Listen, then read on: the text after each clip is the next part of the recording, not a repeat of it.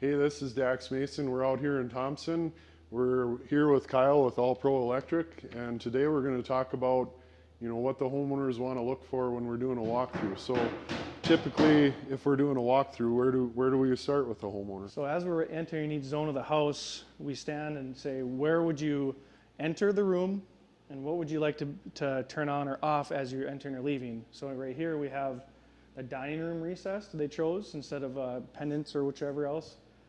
And then it leads into the kitchen recessed, and then the kitchen over island pendants or one light fixture, whatever they choose. And then we just typically keep on walking through, and they wanted a switch for just the pantry recessed. And then on that rear door going out to the patio, they have wall floodlights, soffit lighting, and then actual wall lights for the patio area.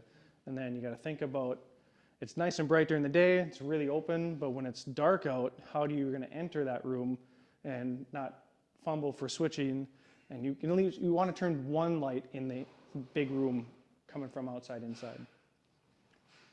In hallways, I always, for Daxon's houses and clients, we add extra stuff because you just never know what you're going to plug in. Like somebody could put a nightlight here or get the outlet with a built-in nightlight.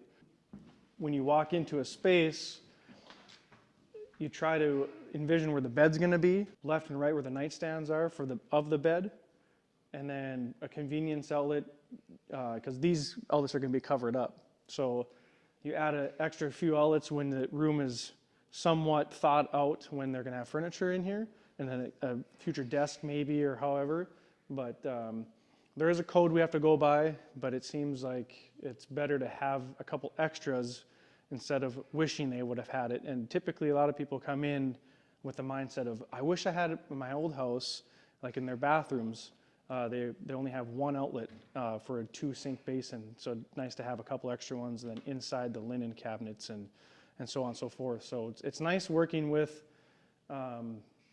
customers that have that in mind, but when usually we walk through each space, I had customers bring up different ideas, so I try to carry that through, and it's not that I want them to have it, it's just the idea of they never thought about it. So there's a lot of like, oh, I never thought of that, or like in the closet here, coming off the dining room kitchen, we put an outlet on the inside so they can plug in their cordless vacuum for cleaning and stuff. So it's not hanging out in the kitchen or pantry, they can disclose some of the cleaning supplies so they can plug it in.